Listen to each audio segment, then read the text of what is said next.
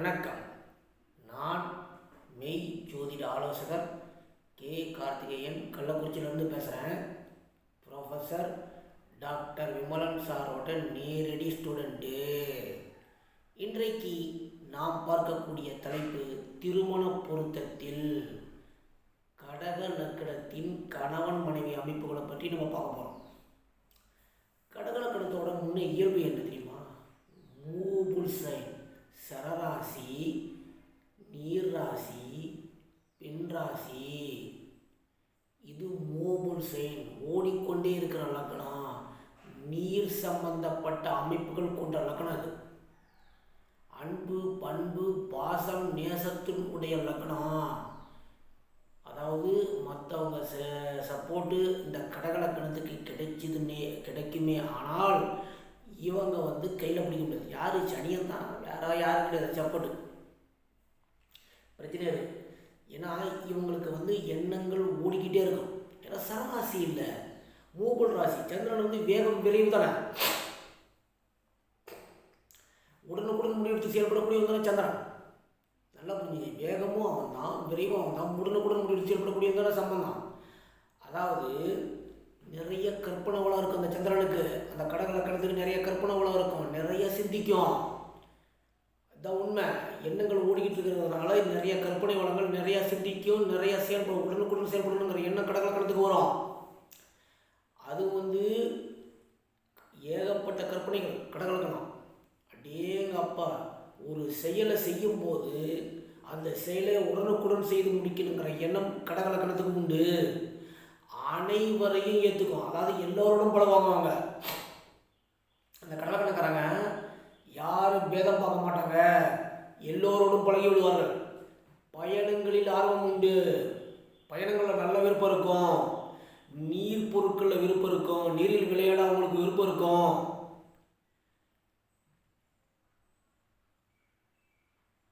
ரெண்டாவது, நட்பானவர்கள், இன்பமானவர்கள், சூழ்நிலைக்கு தகுந்த மாதிரி அழகாக செயல்படுவாங்க.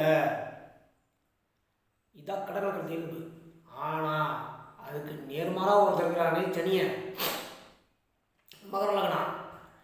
குட்டையோ நெட்டையோ, ஒத்தையோ ரெட்டையோ, படிச்சதோ படிக்கலையோ, அந்தஸ்தில்லையோ, குண்டோ ஒல்லியோ, பணக்காரனோ ஏழையோ, அதாவது ஏருக்கு மாறான ஏற்றத்தாழ்வுடன் கூடிய கணவன் மனைவி தான் இவங்களுக்கு அமையறாங்க. ஏதாவது ஒரு குறை கவனிக்கணும். இவர்களுக்கு ஏதாவது ஒரு குறையோடு தான் அமைவாங்க. ஏற்றத்தாழ்வுடன் கூடிய ஏதோ ஒரு குறை இருக்கும். இதுதான் அந்த 7 கூடிய சனியனாகவும் இருக்கிறான். இந்த மாதிரி அதாவது ஏற்றத்தாழ்வுடன் கூடிய, அதாவது ஏருக்கு மாறான ஏற்றத்தாழ்வுடன் கூடிய கணவன் மனைவியை இவர்களுக்கு பெரும்பாலும் அமைகிறார்கள்ங்கிறத உண்மை,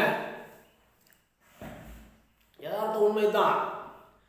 அது மட்டுமல்ல, சனியனோட குணம் என்ன? சோம்பேறி குணம். நின்ன இடம்தான். மகரங்கோ யோசிச்சு எந்த முடிவும் எடுக்காம தனிமையில் வாழக்கூடிய அத்தனை பேரும் இந்த சனிய மகரம்தான். கடகம் வேகம், சனிய வேகத்துக்கெல்லாம் ஈடு கொடுக்க மாட்டான் சோம்பேறி பைய. அது உடனுக்குடன் முடிவு சொல்லும் கடகம், டக்கு டக்குன்னு வேலை பார்க்கும். இது கொஞ்சம் கூட ஒத்து போவாதான் கடகலக்கணத்துக்கு. அந்த 7 பாவம் சனியன் கணவனோ மனைவியோ ஒத்தியே போவாதவங்க. சோம்பல் குணம் நிறைந்தவர்கள், சோம்பேறி குணம் இருக்கும். இவங்க கிட்ட போய் முடிவெடுங்கன்னு சொன்னீங்கன்னா இந்த ஜென்மத்தில் இவங்க முடிவு எடுக்க மாட்டாங்கோ. அந்த முடிவு நீங்கள் தான் எடுக்கணும். நீங்கள் எடுத்துக்கிட்டு இந்த முடிவு இப்படி செய்யலான்னு நீங்கள் சொல்லணும். இதான் உண்மை. இவங்க எப்பயுமே ஊற போடுற கேஸு, அப்புறம் பார்த்துக்கலாம். தள்ளி போடுற கேஸு, ஊற போடுற கேஸு பொறுத்து தான், சோம்பேறித்தனத்துடன் தான் காரியத்தை செய்வாங்க. அந்த மகர ராசிக்காரங்க எப்பயுமே உடனுக்குடன் செஞ்சு இவங்க மாட்டிக்கொள்ளே மாட்டாங்க. இதையும் கவனிக்கணும். ஒரு வேலையை அந்த மகரம் உடனுக்குடன் செஞ்சு எப்பயும் மாட்டிக்கொள்ள மாட்டாங்க. இவங்களுக்கு எப்பயுமே சந்தேகம் குணம் இருந்துக்கிட்டே இருக்கும்.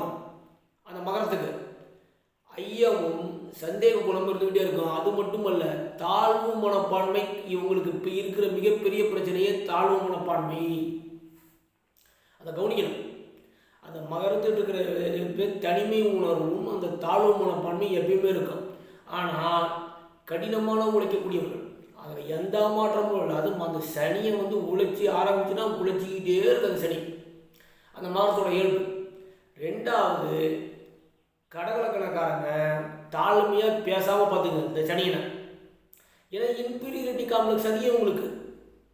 அதனால் தாழ்மையாக இறக்கி பேசாதீங்க, தாழ்த்தி பேசாதீங்க, இறக்கி பேசாதீங்க. 8 கூடையனா வரான். ஏன்னா 7 8க்கு அதிபதி. இப்போ 8 கூடையனா வர்றதுனால மனைவியால் கஷ்டமும் உண்டு, நஷ்டமும் உண்டு, சங்கடங்களும் உண்டு, வருத்தங்களும் உண்டு, அசிங்கங்களும் உண்டு, அவமானமும் உண்டு, கேவலமும் உண்டு. இதெல்லாம் நடக்கத்தான் செய்யும். ஆனால் சனியனை அவனோட செயல்களுக்கு குறுக்க நிற்காதீங்க. அவனோட மோசமான உலகத்திலே கிடையாது. அவனுடைய எண்ணங்களுக்கும் ஆசைகளுக்கும் செயல்களுக்கும் குறுக்க நிற்காதீர்கள், முட்டுக்கட்டை போடாதீர்கள். அவங்கள அந்த கடகலக்கணக்காரங்க தாழ்த்தி பேசாதீங்க, தாழ்மையாக பேசாதீங்க, இறக்கி பேசாதீங்க.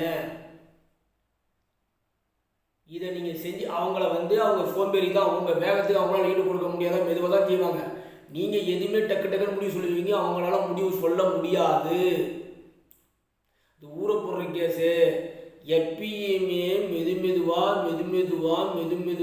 எச்சரிக்கையாக, மிக மிக எச்சரிக்கை. இவங்க இந்த மகர லக்னம், அந்த மகர ராசி எச்சரிக்கையுடன் மிக மிக எச்சரிக்கையுடன் தங்கள் காரியங்களை செயல்படுத்தக்கூடியவர்கள். நீங்கள் அப்படி இல்லை.